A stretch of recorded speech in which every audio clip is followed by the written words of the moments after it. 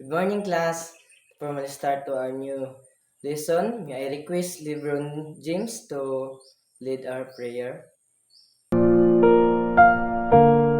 Again, good morning, class. I am teacher Harold S. Oligario, your teacher in arts.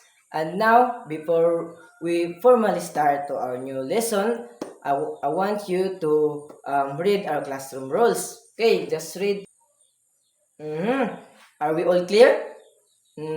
Very good. By the way, how are you today, class? That's good to hear. Before you're going to sit down, I want you to sing a song entitled Where is the Paint? Are you all familiar about that song? Mm-hmm.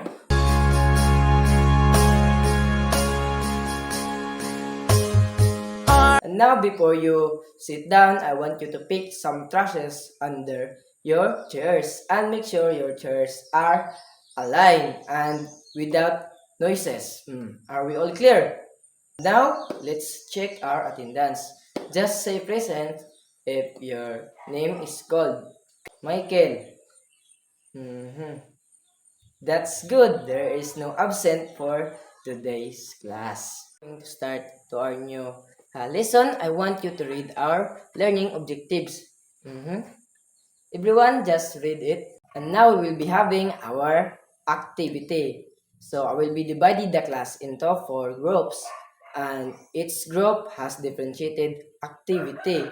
And this is for group 1, group 2, group 3, and group 4. By the way, this is a worksheets and you may color them according to their shapes. And the first group who finish it will be having an additional points. So, is that clear? Okay. So, any clarification? None? Okay, that's good to hear. So, you may start. We are near done to our activity. I have some questions that align to our activity and also align to our lesson for today. So, did you enjoy our activity? That's good. Just enjoy what are you doing. So, the second question is, what did you observe about our activity? So, that's good. There are shapes, many shapes. What are? There are color, any color. And what are those? So, red. That's good. Orange. So, okay. And the next question is, what are some examples of shapes? So, who can give me some example of shapes? So, Anna, rectangle. What are those shapes? Okay, Annabelle, square. That's good. Another, Lebron, circle. That's good.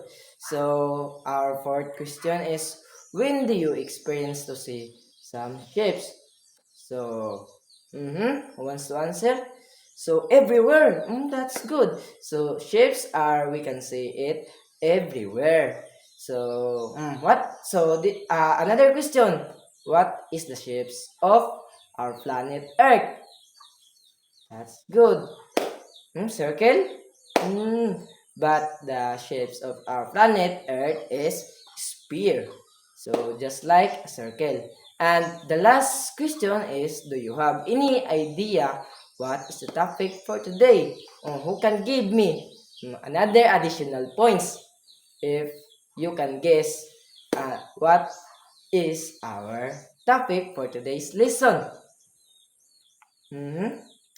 About color? What are? Another. Okay, Bernardo. Mm-hmm. Shapes? That's good. Main topic for today's lesson is about art is all around and is created by different people. So, okay, let's start our discussion. For you, what is art?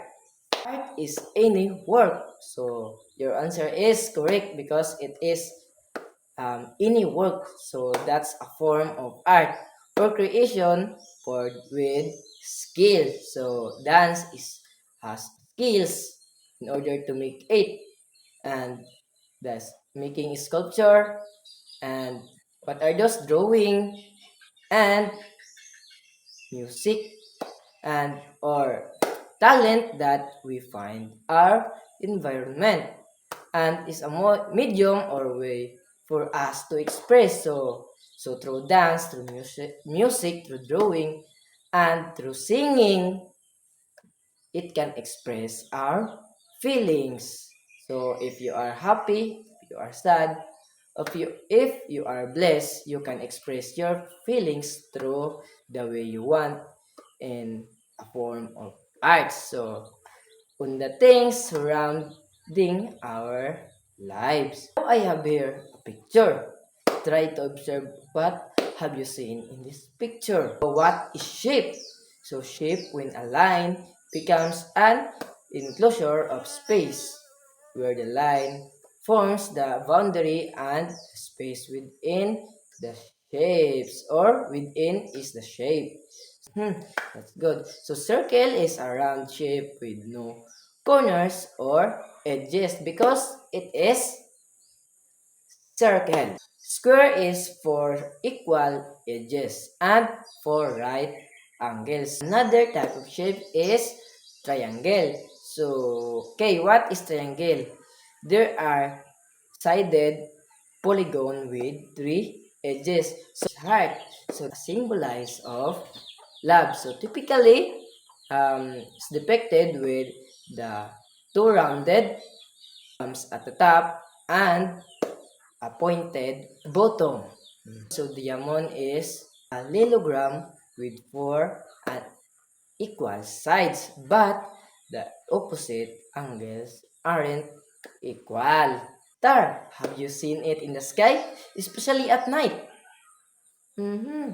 That's a type of shapes. Is oval. So it is a stretched out circle, longer in a direction than the other. So rectangle, like a square but with an equal side of lengths. Done to the type of shapes. So let's recall what are those shapes. So first is circle, square, oval, diamond, rectangle, star, triangles, and lastly is the heart. What is color? So color is a light reflected by an object. So we will discuss it, the three primary colors. So the first primary colors is blue. Blue is often associated with tranquility, trust, and stability. It can also evoke feelings of calmness and relaxation. Yellow. Yellow is stand for associated with happiness, energy, and optimism. It can also represent creativity and intellect.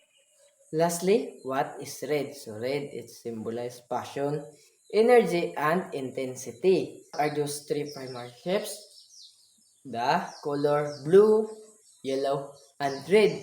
Everyone just read our direction for today's activity.